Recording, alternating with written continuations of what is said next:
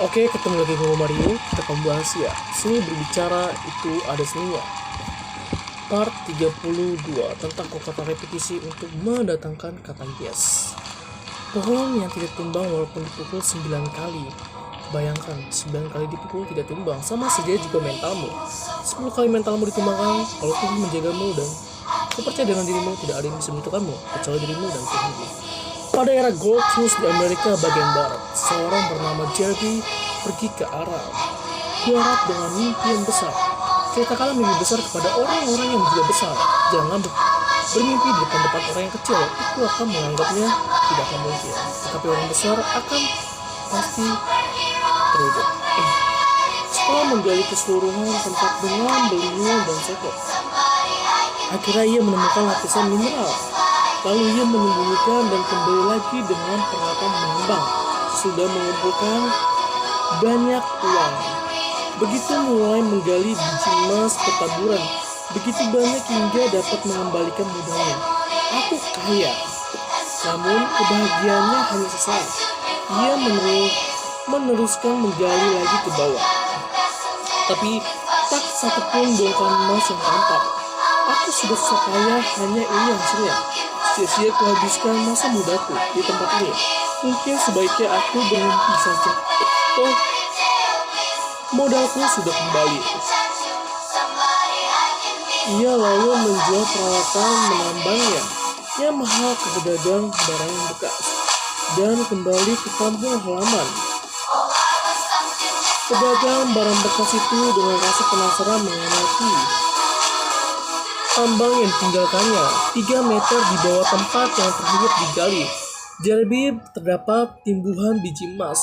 Pedagang barang bekas itu kemudian menggali tanah dengan alat yang dibelinya dan menemukan lapisan emas yang luar biasa banyak sehingga ia menjadi miliarder.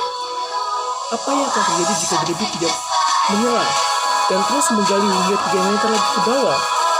Ia telah menghabiskan banyak waktu untuk mencari lapisan emas. Darah dan keringat telah dicucurkan untuk menggali tanah yang ratusan kali lipat dalamnya daripada 3 meter. Sayangnya ia membuang harapan yang tinggal 3 meter lagi. Bisa ia dapatkan hasilnya seperti di atas. Ia menyerahkan keberuntungannya kepada orang yang salah. Kisah ini menjadi pelajaran berharga bagi para pedagang. Ya. Sulit ditemui pedagang yang dapat menangkap hati konsumen dan menjual produknya hanya dengan sekali usaha. Biasanya mereka harus mengulang ucapannya secara terus-menerus hingga puluhan kali sampai akhirnya konsumen tertarik dan tujuan mereka pun tercapai. Di sini dapat perbedaan antara amatir dan profesional. Profesional yakin akan tujuannya dan merayu tanpa henti sampai konsumen berkata oke. Sedangkan amatir kurang yakin dengan tujuannya dan merayu paling banyak hingga 4 kali saja. Hasilnya bagaikan langit dan bumi.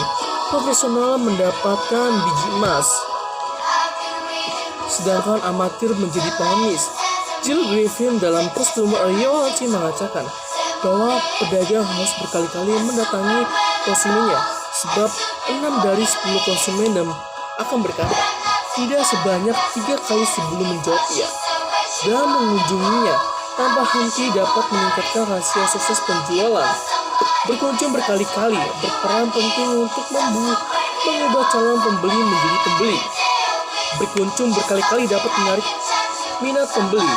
Ia menceritakan tentang sebuah perusahaan stockholder system. Perusahaan ini mampu menyingkirkan 4 perusahaan pesaing dan mendapatkan proyek senilai 1,5 juta dolar dari jutaan sebagai hasil dari kunjungan terus-menerusnya. Selain karena kesabaran, kegigihan, dan rencana penjualan,